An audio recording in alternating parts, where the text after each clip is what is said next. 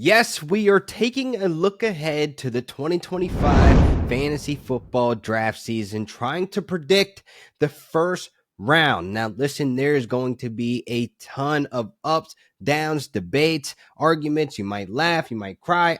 I don't know, but there could be a lot going on in this draft season when it comes to the first round. There might be some guys that you'd be surprised that I didn't have in the first round. You might be surprised who's at that 101 spot, so you might want to stick around. So let's get right into the episode.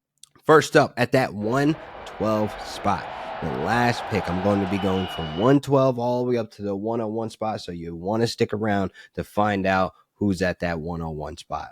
Now, I can make a case that Brock Bowers at the 112 spot at least stamps that he will be the first tight end off the board and in the first round. There could obviously be a case made for Trey McBride. They were only separated by really a couple of receptions, a couple touchdowns. Like, these are good cases that you can go Trey McBride in the first round or Brock Bowers. Either way, they're going to be a late round, first round pick or early second round, because you're going to want to have your hands on these two guys. And I put Brock Bowers, he gets the edge for me because I'm not expecting the Raiders offense to be good again. I'm not expecting the Raiders offense to go out there to get somebody that can threaten his type of volume. The dude produced, he broke records, so he has earned his spot in the first round in the 2025 fantasy football drafts. Now, this is where things get interesting.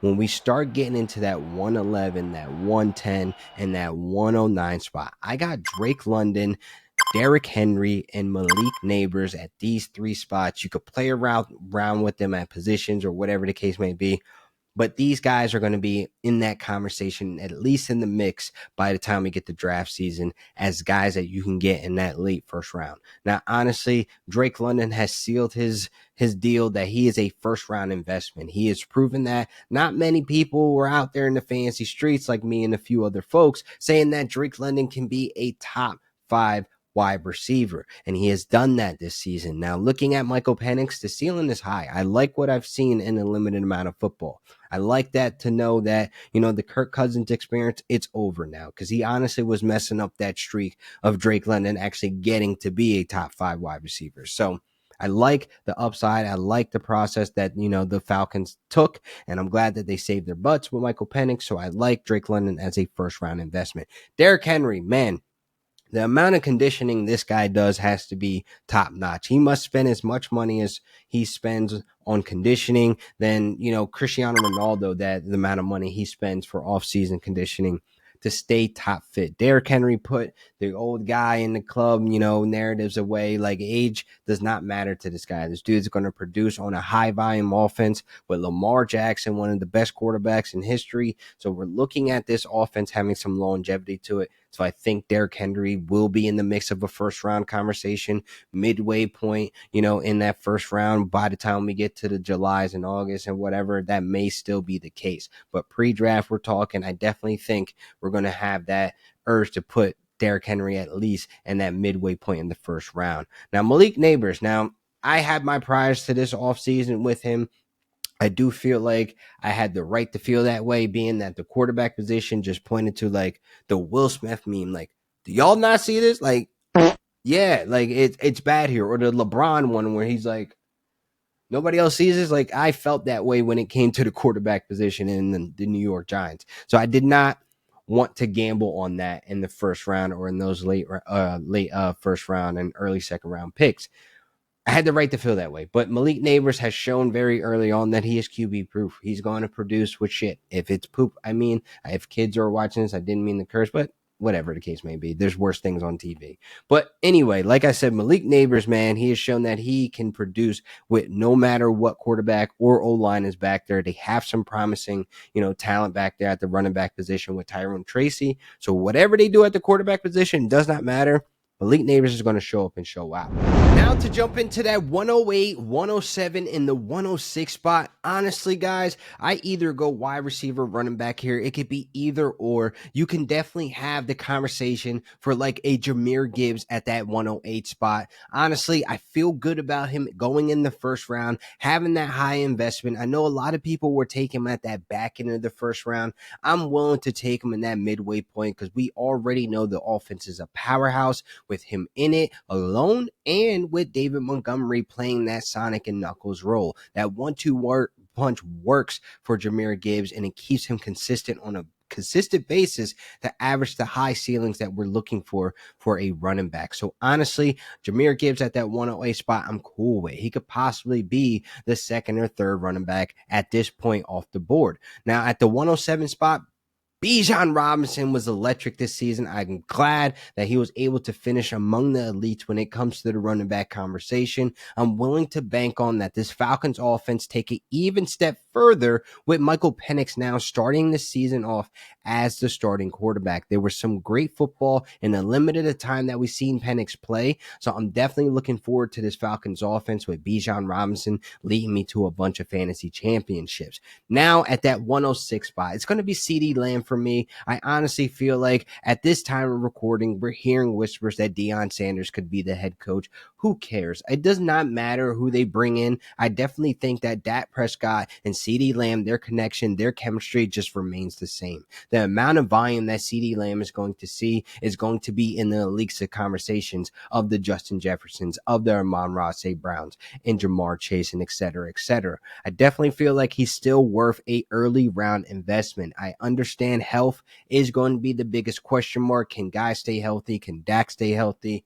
We know, but I definitely feel like if CeeDee Lamb is playing football next season and he's giving me at least 17 games, I am okay with taking CeeDee Lamb in those early first round picks. Now, let's look at the 105 and the 104 spot.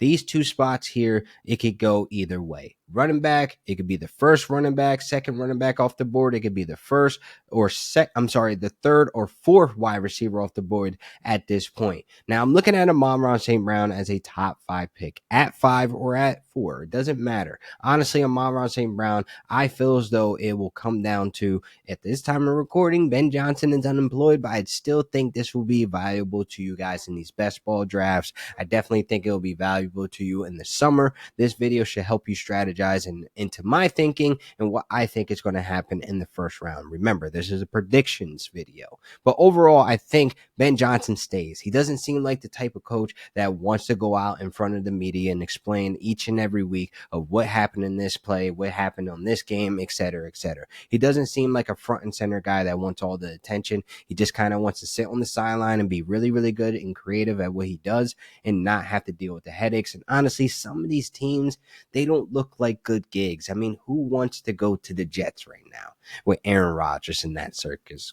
At the 104 spot, I got Saquon Barkley. Now, he's not going to have a 2,000-yard season, but I do think there's some longevity there. I think that he is going to remain as the main focus in the run game. So there's nothing there that I feel like can shake going into this next season. He's still going to have a really good season. It's not going to be 2,000 yards, but I still think he's going to be able to produce and invest and get back on that first round pick. So definitely think he's going to be in conversation in the first 5 picks.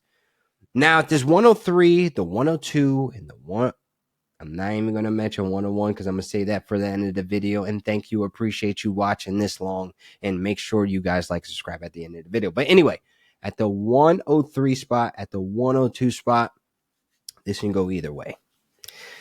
This can go running back and go wide receiver. It could be the second or third wide receiver off the board. And I think, honestly, when we talk top 3, Justin Jefferson's a lock in that top 3. Now, I say top 3, he could be at 3 at the 103 spot.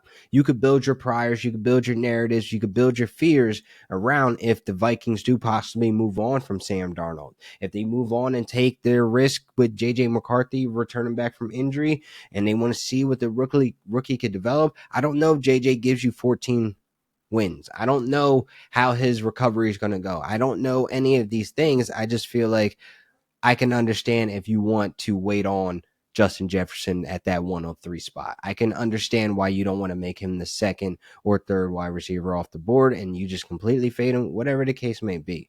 But at that 102 spot, I got Jamar Chase being there. I got him being in the first 2 picks, first 3 picks, whatever the case may be. I just feel like Jamar Chase, even if T. Higgins leaves, this just gives me more and more excitement for him to be a triple crown back-to-back seasons.